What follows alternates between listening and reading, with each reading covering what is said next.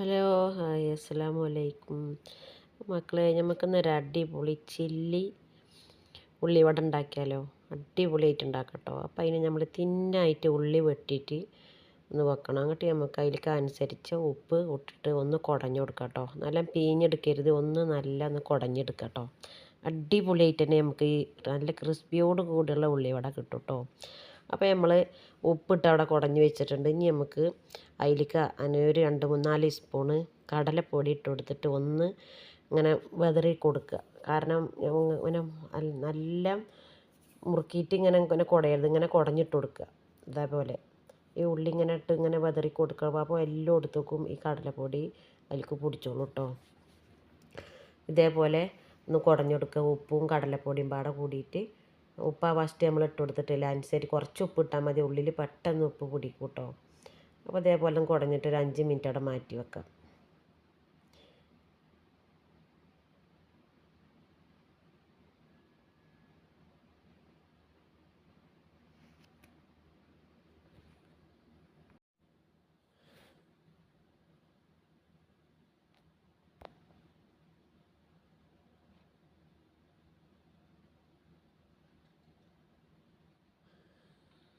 അതൊരു 5 മിനിറ്റ് അവിടെ മാറ്റി വെക്കാം കേട്ടോ. അപ്പോൾ നമ്മൾ 5 മിനിറ്റ് കഴിഞ്ഞ് നമുക്ക് പിന്നെ അതിലേക്ക് വേണ്ടത് എന്താ വെച്ചാൽ, ഒരു കഷ്ണം ഇഞ്ചി, ചെറുതായി അരിഞ്ഞ പച്ചമുളക്, ചെറുതായി അരിഞ്ഞ കറിവേപ്പില, പിന്നെ നമുക്കിതിലേക്ക് വേണ്ടത് കാശ്മീർ ചില്ലി, പിന്നെ നമുക്ക് ഈ പച്ച മല്ലി ഉണ്ടെങ്കിൽ അതൊന്ന് നിങ്ങൾ ചതച്ചിട്ട് കൊടുത്താൽ മതി കേട്ടോ. എൻ്റെ അടുത്ത് ചതച്ചത് ഉണ്ടായിരുന്നപ്പോൾ ഞാൻ അത് ഇട്ട് കൊടുത്താൽ പച്ചമല്ലി ഉണ്ടാവില്ല അത്.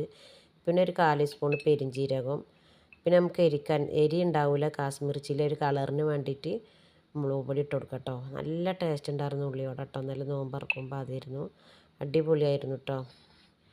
അപ്പോൾ ഇതും ഒന്ന് നമ്മളത് മറ്റേത് കാട്ടിയ പോലെ പിന്നെ ഇതേപോലെ ഇങ്ങനെ മുറുക്കി നമ്മൾ ഇങ്ങനെ കുഴച്ചെടുക്കരുത് കേട്ടോ. അധികം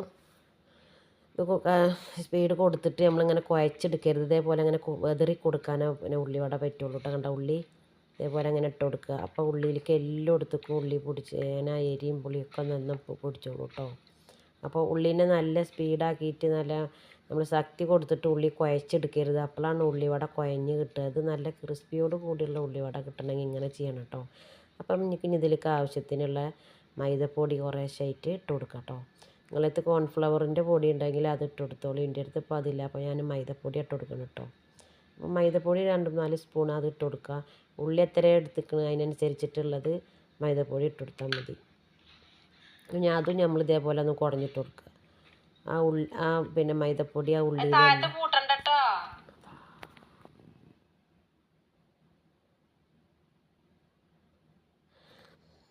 അപ്പോൾ മൈദപ്പൊടി എല്ലോടും നിങ്ങൾക്ക് അനുസരിച്ചിട്ട് ഇങ്ങനെ കുറേശ്ശെ ഇട്ട് കൊടുത്താൽ മതി കേട്ടോ. എല്ലോടും ആയ തിരക്കിൽ നമുക്ക് ഇങ്ങനെ ഇതേപോലെ ഇങ്ങനെ വെതറിട്ട് കൊടുത്താൽ മതി കേട്ടോ. അങ്ങനെ മേലേക്ക് പൊന്തിച്ചിട്ട് ഇങ്ങനെ ഉള്ളിനെ ഉള്ളി കുഴച്ചെടുക്കേണ്ട, അധികം ഇങ്ങനെ നമ്മൾ ശക്തി കൊടുത്തിട്ട് ഉള്ളിനെ ഇങ്ങനെ അമർത്തി പീഞ്ഞ് കൊടുക്കരുത് കേട്ടോ. അപ്പോൾ ഉള്ളി നല്ല സോഫ്റ്റായി കിട്ടിയാൽ പിന്നെ നമുക്ക് ഉള്ളി നന്നായിട്ട് മൊരിഞ്ഞ് വരാൻ പണിയാവും. ഇത് പെട്ടെന്ന് തന്നെ ചില്ലി ഉള്ളിവട ഉണ്ടാക്കണം കേട്ടോ. അപ്പോൾ നമുക്ക് അനുസരിച്ചിട്ട് ഉള്ളി എത്ര നിങ്ങൾ എടുത്തുക അതിനനുസരിച്ചിട്ടുള്ള കോൺഫ്ലവറോ മൈദപ്പൊടിയോ ഏതായാലും കുഴപ്പമില്ല, നല്ല ടേസ്റ്റ് ഉണ്ടാവും കേട്ടോ. അപ്പോൾ ഇനി നമുക്കിത് റെസ്റ്റ് ചെയ്യാൻ വെക്കേണ്ട ആവശ്യമൊന്നുമില്ല. ഇനി നമുക്ക് ഇത് പൊരിച്ചെടുക്കാം കേട്ടോ. ഈ പൊരിച്ചെടുക്കാൻ നമുക്ക് അതിനനുസരിച്ച് ഓയിൽ ഒഴിച്ച് കൊടുക്കാം.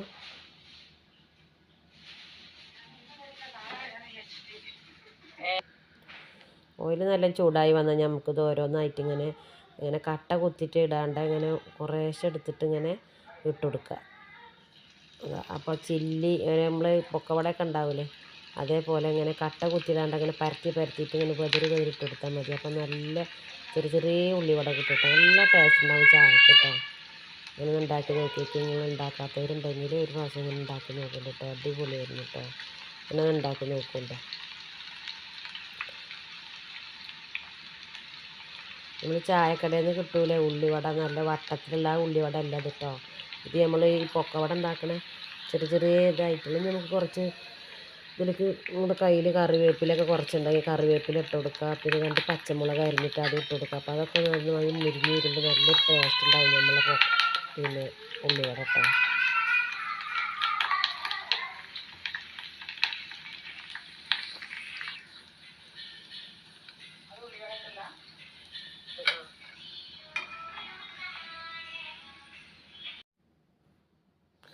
അപ്പോൾ നമ്മൾ ഉള്ളിവട ഫസ്റ്റത്തെ ട്രിപ്പ് നമ്മൾ എടുത്തിട്ടുണ്ട് കേട്ടോ. നന്നായിട്ട് ക്രിസ്പിയോട് കൂടിയിട്ട് തന്നെ നമുക്ക് കിട്ടിയിട്ടുണ്ട്.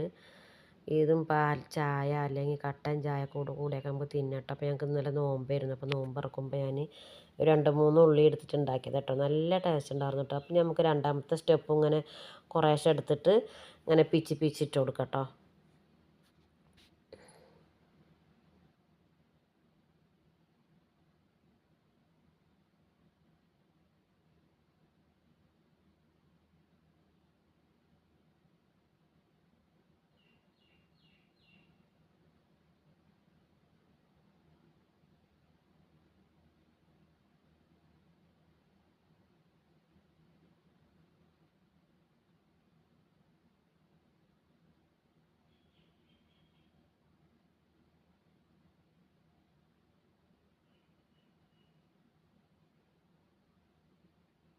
പെട്ടെന്ന് തന്നെ ഇത് നമ്മൾ കനം കുറച്ചിട്ട് നമ്മൾ ഇടുമ്പോൾ പെട്ടെന്ന് തന്നെ ഇത് മൊരിഞ്ഞ് കിട്ടിക്കോളൂ കേട്ടോ. മൊരിയാനുള്ള താമസമൊന്നുമില്ല, പെട്ടെന്ന് തന്നെ ആയിക്കോളൂ.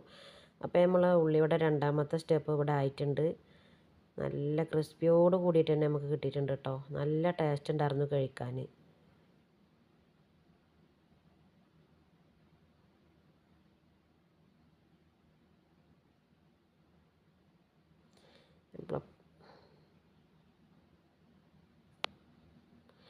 നമ്മൾ പൊരിച്ച് വെച്ച കേട്ടോ, നല്ല ക്രിസ്പി ഉണ്ടായിരുന്നു കേട്ടോ.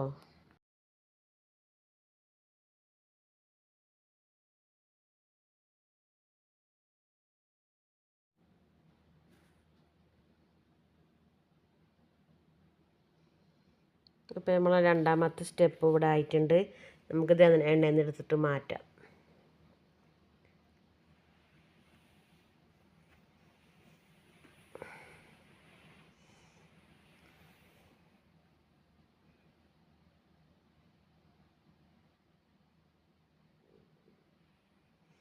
ഇനി പച്ചമുളകും കറിവേപ്പിലയൊക്കെ അതിൽ കൂടെ ഇട്ട് പൊരിച്ചെടുക്കുമ്പോൾ നല്ലൊരു മണവും രുചിയും കിട്ടും കേട്ടോ. അതിന് വേണ്ടിയിട്ടാണ് അങ്ങനെ ചെയ്യണത് കേട്ടോ.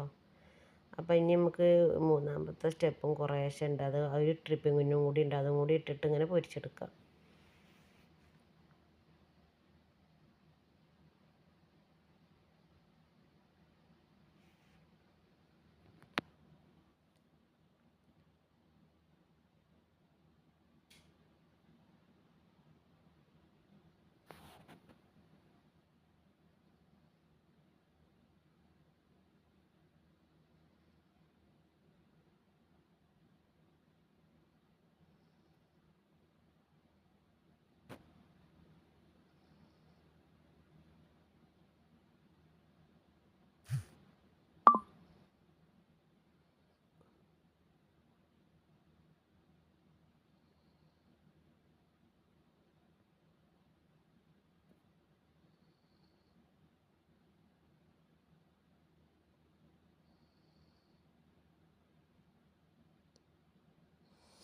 അപ്പോൾ നമ്മൾ ഉള്ളിവടയൊക്കെ അത് പൊരിച്ച് അടിപൊളിയായിട്ടുണ്ട് കേട്ടോ മക്കളെ. നല്ല ക്രിസ്പിയോട് കൂടിയുള്ള ഉള്ളിവടയാണ്. മൊരിച്ചങ്ങോട്ട് കണ്ട മൊരിഞ്ഞിട്ട് കിട്ടും നമുക്ക് ഉള്ളിവട കേട്ടോ. അപ്പോൾ ഇതാണ് നിങ്ങളെല്ലാവരും ഇങ്ങനെ ട്രൈ ചെയ്ത് ഉണ്ടെങ്കിൽ ട്രൈ ചെയ്ത് നോക്കണം. അടിപൊളിയായിരുന്നു. പാൽച്ചായയും ഉള്ളിവട നിങ്ങളൊന്ന് കഴിച്ചിട്ടില്ലാത്തവരൊന്ന് കഴിച്ച് നോക്കുന്നുണ്ട് കേട്ടോ. നല്ല ക്രിസ്പി ഉണ്ടായിരുന്നു. അപ്പോൾ നമ്മളങ്ങനെ ആ പിന്നെ വേറെടുത്തിട്ട് മാവ് 2-4 മുട്ട ബജി ഉണ്ടാക്കിയിരുന്നു കേട്ടോ. മുട്ട അങ്ങനെ പുഴുങ്ങിയിട്ടിട്ട് അത് 4 ആക്കി പൊളിച്ചിട്ട് അത് മുട്ട ബജിയും ഇന്നലത്തെ